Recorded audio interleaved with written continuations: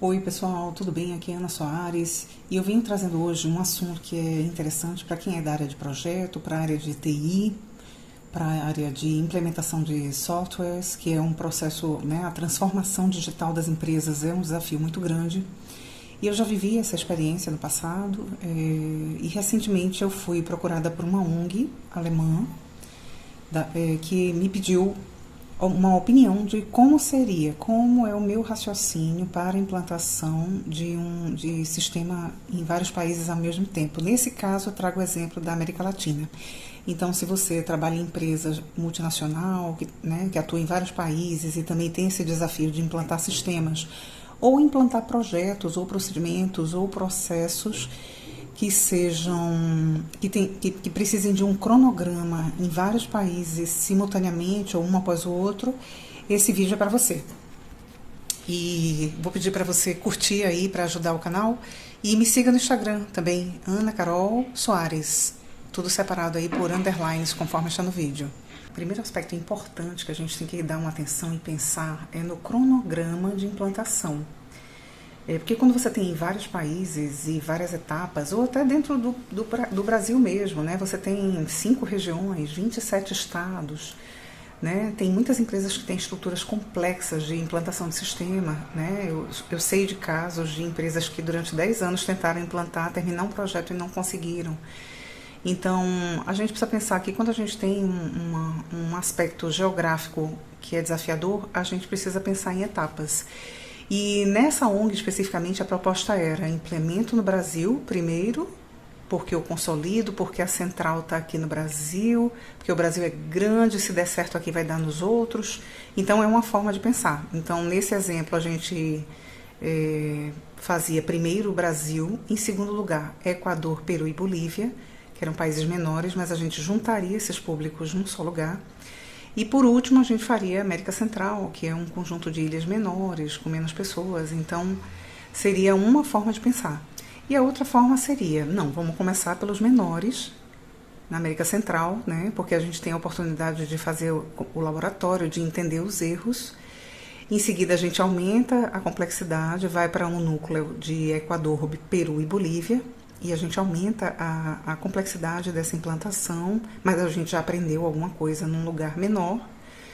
E por último, a gente deixa o Brasil pela complexidade do Brasil, né? São muitos estados, são muitas regiões, é mais populoso.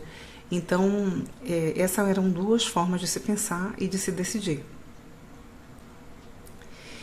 E aí a gente vem para as etapas, né, de projeto. Então, a gente propunha para essa ONG alemã fazer uma abertura, né, que tem um estudo, então isso aqui leva um tempo, depois a gente vai detalhar melhor isso. Em seguida, a gente começava com o X0, que é o início, é como se fosse o kick-off, né, que a gente chama em projeto. Em seguida, a gente ia para uma etapa de estruturação física.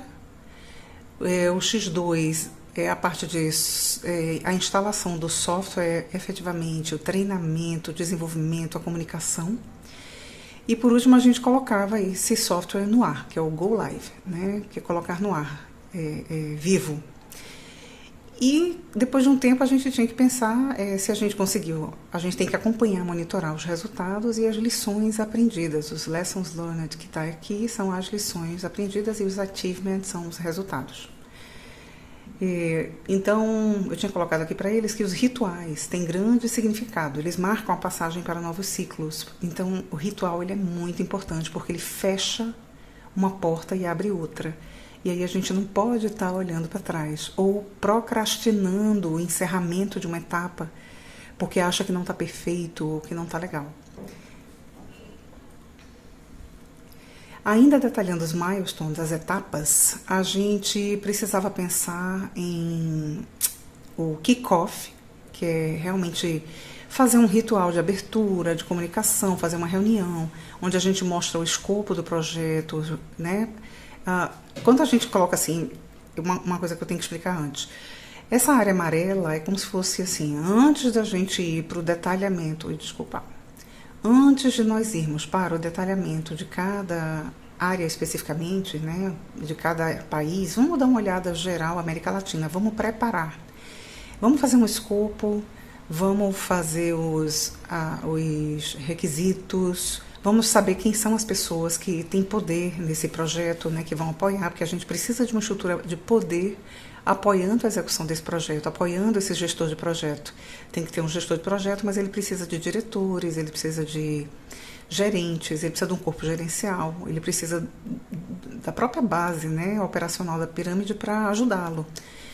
E a estrutura de TI, né, já que o projeto é de TI, então a gente precisa entender todos esses agentes, colocá-los ali no papel mesmo, enxergar fisicamente essas pessoas condensadas e fazer um estudo geral de como seria o geral primeiro. E aí tem aquelas etapas que a gente viu antes de kickoff, X0, X1, X2, Go Live e relatório final, a gente separaria da seguinte forma. O kickoff, que é a abertura, o ritual de abertura de um projeto, ele tem seus requisitos, ele tem seus stakeholders, que são esses agentes, né? Alguns com mais poder, outros com mais poder de execução, outros com mais poderes de tomada de decisão. A gente tem o escopo, que são todos os detalhamentos de como esse projeto vai ser, então a gente precisa de um tempo. E nesse projeto, eu tinha proposto aí 6 meses de planejamento. Era um projeto de 2 anos. Então, toda essa lista que está aqui, ela é um projeto de 2025, 2026. No X0, a gente está falando de infraestrutura. Aí sim, vamos para a área física, né? O que é necessário para, em todos esses países, em termos de área de implantação física, de infraestrutura. A gente precisa mapear, a gente precisa definir os requisitos, a gente precisa saber como é a estrutura de internet de cada país, as máquinas, a forma de compra ou importação. A gente precisa saber como é que essa configuração física e toda a parte física e as configurações de sistema. Então, depois da gente analisar os agentes, as pessoas, né, que estão envolvidas na execução, a gente precisa entender a estrutura física para a implantação de software. Aqui é uma coisa que roda em paralelo também durante 2 anos. Depois, que a gente chama de X1, a gente vai entender o software, a gente vai entender a configuração desse software, os testes, traduções, né? Hoje, graças a Deus, os softwares, muitos já vêm com módulo de tradução automática, mas há uns anos atrás era um processo difícil, era um capítulo doloroso aí de tradução. E a gestão dos dados, a gente precisa entender, isso aqui é muito técnico e é muito da área de TI, tá? Eu não sou profissional de TI, mas eu vivi essa experiência antes, né? Antes dessa proposta, por isso eu trouxe essa proposta, a minha experiência para essa ONG alemã, para essa pequena consultoria que foi dada a eles. Depois de entender essa parte estrutural e de software, a gente parte para a parte de treinamento e comunicação. Então, a gente precisa... Comunicação, na verdade, ela é transversal, a gente tem que estar comunicando durante todas essas etapas, mas o treinamento, ele requer recursos, né? A gente precisa de recursos presenciais, de vídeo, vai ser presencial numa sala, vai ser vídeo, as pessoas estão prontas, a cultura está pronta para ver vídeo, né? Tem muito lugar que as pessoas não gostam de estudar de forma EAD, ainda estão acostumadas com uma formas tradicionais, presenciais. Então, isso tudo precisa ser pensado. Precisa se pensar no material de consulta, tá? Muita gente, às vezes, não usa, mas é importante que a diretoria aprove o uso desses materiais, sejam digitais, sejam físicos, mas é importante que se crie a cultura. E para criar a cultura, a gente precisa do apoio dos níveis de diretoria e presidência. Na parte do Go Live, ou seja, vamos colocar o software para rodar, vamos em frente. A gente começa às vezes com um departamento, piloto ou uma área pequena, mas tem uma hora que esse software precisa entrar em produção. Então aqui a gente tem um Go Live, a entrada em produção. E o relatório final, o Final Report que está aqui, ele se a gente analisar, monitorar se a gente chegou na meta, né, que é colocar em produção de forma pacífica ou o mais pacífica possível, ou se não foi pacífica, ter reatividade para resolver os problemas, né? E aí a gente está falando de entender se a gente alcançou os objetivos e as lições aprendidas com eventuais erros, né? Porque isso é inevitável em transformação digital, É inevitável a implantação do sistema, gente, ter os erros, tá? Empresas mais experientes vão errar menos, porque já tem metodologia.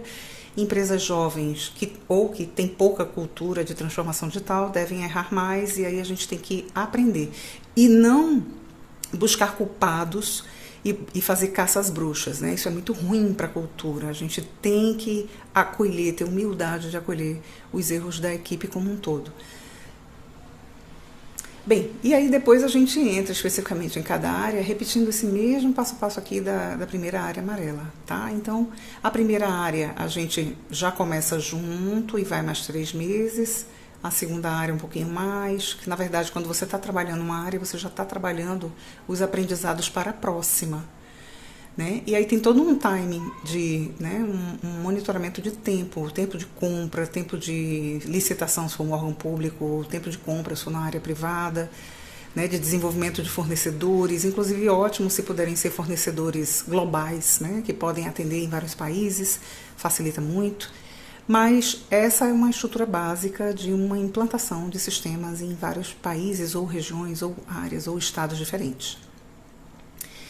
Nesse exemplo da ONG alemã, que atuava nesses países, né, Alemanha, Brasil, Equador, Honduras, Guatemala, Haiti e Bolívia, neste exemplo, eles pediram para hipotetizar quantas pessoas seriam. Então, a gente estaria falando aqui, pela estrutura deles, de 23 pessoas envolvidas.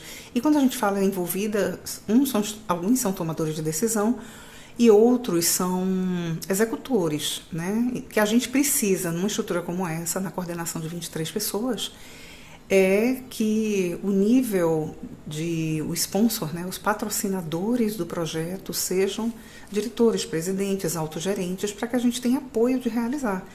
Porque esses processos de implantação, eles têm muita resistência, e aí a gente entra num outro capítulo chamado de gestão da mudança. Aqui, como eu não sou profissional de infraestrutura, eu recorri ao ChatGPT para listar um passo a passo básico de implantação de infraestrutura. E aí a gente precisa ter toda uma reflexão a respeito de hardware, de software, de rede, conectividade, de segurança, de computação em nuvem, de virtualização, de data center, de gestão de TI, de disponibilidade, né? A gente está falando de disponibilidade de espaço em dados, né, testes, documentação, prevenção de falhas. A gente tem que pensar em backup e armazenagem e automação e desenvolvimento, porque a gente precisa continuar evoluindo e melhorando, né, os nossos softwares. Num plano de comunicação, a gente precisa pensar no plano de comunicação. Eu listei algumas ações que são necessárias, as frequências, né? Então aqui eu listei 8 ações que seriam sprints, rodadas de status de projeto com todos os membros. Aqui nesse exemplo eu coloquei toda segunda-feira. Depois eu coloquei um relatório geral de status, de como é que estão as coisas, né? Que seria a visão de um projeto. O ideal é que ela seja somente uma folha com todos os indicadores a cada 15 dias, ou até um mês. E que tal, se você trabalha na multinacional com vários países, se você tiver uma newsletter de TI, aliás, eu sou uma defensora de que cada área deva ter a sua newsletter, cada diretoria, pelo menos, deva ter a sua própria newsletter. Nem que isso tudo junte depois, mas é fundamental que as áreas divulguem suas ações. Então, a gente precisaria pensar numa newsletter global ou nacional. Aqui nesse exemplo, que eles iam atuar na América Latina, eu coloquei em inglês e espanhol, porque inglês serviria para todo mundo, né? Serviria para compartilhar com outros países, e espanhol porque dava para compartilhar aqui em toda a América Latina. E hoje, com o advento da inteligência artificial, a gente pode ter a mesma newsletter em muitos idiomas. E aí eu propus 4 vezes por ano, ou seja, uma por trimestre. Uma outra ação de comunicação que eu havia proposto para essa ONG foi um podcast para a América Latina, trazendo experiências, alcance de objetivos, como fazer, um momento leve para compartilhar desafios e motivar, e isso 4 vezes ao ano. Uma outra ação comercial, uma outra ação de comunicação, desculpem, era os encontros, né, das etapas. Então, a gente tem aquele X0, X1, a entrada, o kickoff, X2. Então, cada etapa dessa tem que ter um ritual, tem que ter um encontro. Então, a cada 2 ou 3 meses, a gente ia ter uma virada de etapa, uma virada de capítulo, né? Então, acabou um capítulo, fecha, faz o corte e vamos para outro, não olha mais para trás. Isso é importante, porque é muito comum nas empresas a procrastinação, não termina nunca, os projetos se alongam, muita despesa em relação ao atraso de implantação, atraso de inauguração. Então, por isso, tem que ter o foco em fechar etapas. A gente tem os SOPs, que em inglês, traduzindo para o português, seriam os POPs, que seriam o procedimento operacional padrão. Então, eles são como manuais de leitura mesmo. Eles podem estar em vídeos ou as duas coisas associadas, às vezes só vídeo, mas é importante que tenha. E principalmente que a gente estimule a empresa a criar a cultura de que as pessoas estudem sozinhas, né? A gente precisa estimular isso. Não que não possa também ter o evento presencial, mas a gente precisa estimular as pessoas a pensar, a refletir, a observar detalhes, né? Até um podcast pode servir, né? Que é só de ouvir, funciona como um rádio, serve para um procedimento operacional padrão. Vídeos, treinamentos em vídeos, e se der tempo, se tiver dinheiro, plataformas de treinamento. E de preferência que elas estejam prontas antes do treinamento. Não é nada absurdo para se criar. É uma coisa relativamente rápida, dá para treinar usuários internos para criar essas plataformas. Hoje tem várias plataformas facílimas de serem usadas.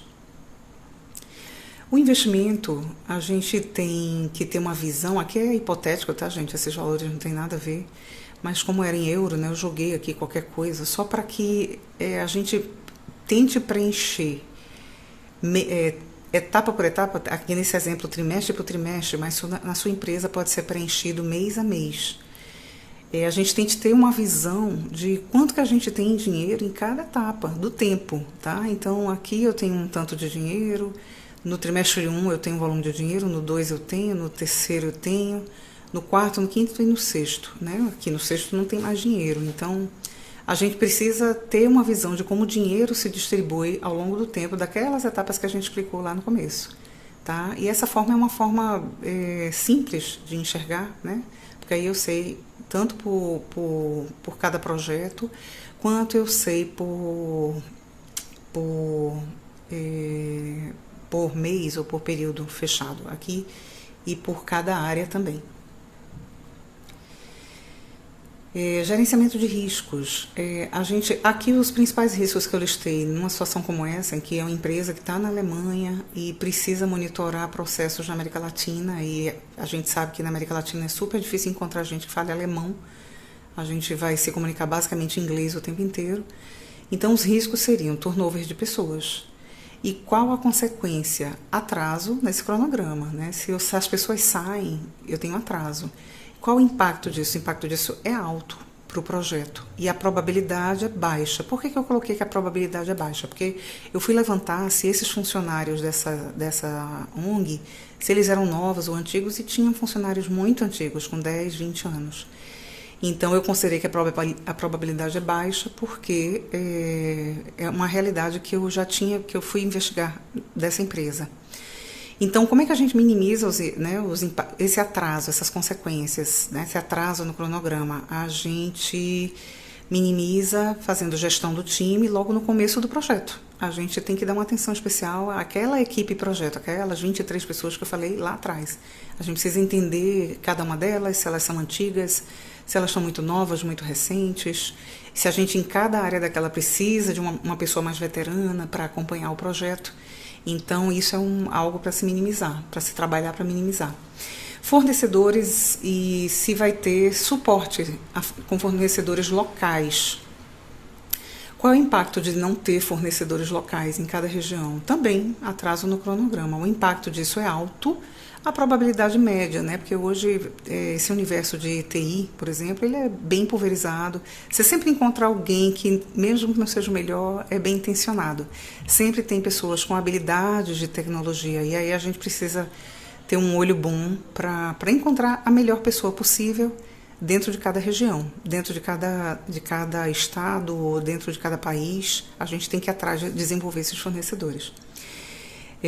desenvolver fornecedores locais. E a gente pode procurar referências em empresas que já estão instaladas nesse país ou nesse estado. A parte de infraestrutura de internet, qual é a consequência? Também atraso no cronograma se a gente não conseguir refletir um pouco a respeito disso. Qual é o impacto? É alto. E qual é a probabilidade? Alta também. Tem países aí, nesse exemplo específico, é uma ONG que atua em países pobres, países carentes. Então, a probabilidade de ter problemas com a internet é alta. A gente precisa muito minimizar isso. E aí a gente tem que, novamente, desenvolver suporte local, e definir o tipo de conexão que é possível, porque tem países que não vão ter operadoras de internet, né? Ou países que não querem, por exemplo, internet por satélite, porque tem políticos envolvidos com com telecomunicações. Às vezes a telecomunicação de um país pequeno é de um grupo ligado a algum partido político. Então tem uma série de riscos que precisam ser analisados, como é a infraestrutura de rede daquele lugar.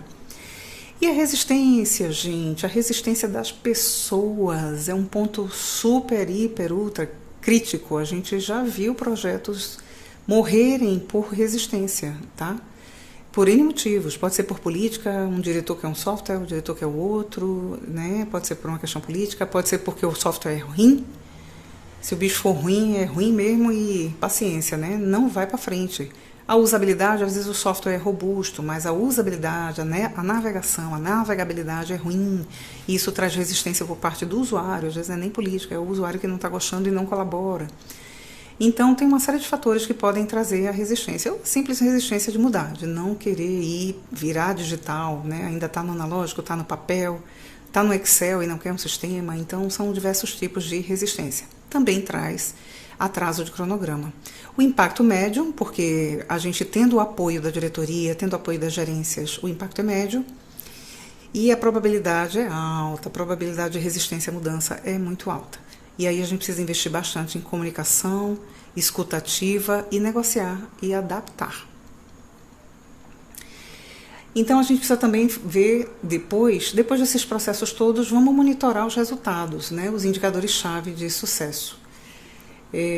Os indicadores-chave de sucesso a gente também no Brasil chama de KPIs, né? Então eu coloquei aqui 3 indicadores básicos: o número de usuários que vão para o Go Live, né, o número de usuários que a gente tem na hora que o sistema entra no ar, entra em produção, se o software é de finanças, e se tudo está correndo bem, todo mês a gente vai ter um número financeiro, um relatório oficial contábil, um relatório oficial de orçamento que sai automaticamente porque as pessoas estão sabendo usar o sistema e colocando toda a verdade dos fatos diários lá. Então, se esse sistema de finanças ou de outro, pode ser comercial, pode ser um CRM, se ele consegue liberar um relatório, é porque ele está funcionando e que foram imputados os dados. Se for imputado todos os meses, todos os dias, se faltou algum usuário fazer a parte dele, é outra coisa. Mas se está saindo só o relatório e o relatório está legal, é porque está no bom caminho. Aí a gente está falando de um relatório de uma região e de um relatório geral. Nesse caso dessa ONG, ela ia precisar de um relatório geral América Latina. Então a gente ia ter que ter o reporte de vários países juntos para tirar um reporte geral da zona geográfica América Latina. Isso seria um indicador de funcionamento do software e dos processos. Meu nome é Ana Soares, eu sou administradora pela UFPE, eu sou pós-graduada em Administração de Marketing pela FECAP, pela Faculdade de Administração de Pernambuco. Sou pós-graduada em Finanças, Auditoria e Controladoria pela FGV Rio de Janeiro e sou estudante de Gestão de Projetos e Ciência de Dados. E fico muito feliz com sua presença. Peço que você clique aqui no curtiu para movimentar aqui meu canal e deixe seu comentário, me fala o que você achou, me fala aquilo que você concorda, que você não concorda, mas fala comigo aqui através dos comentários aqui do YouTube, ok? Um grande abraço para você, conte comigo e entre em contato comigo, se precisar de mim, entre em contato comigo. Um grande abraço.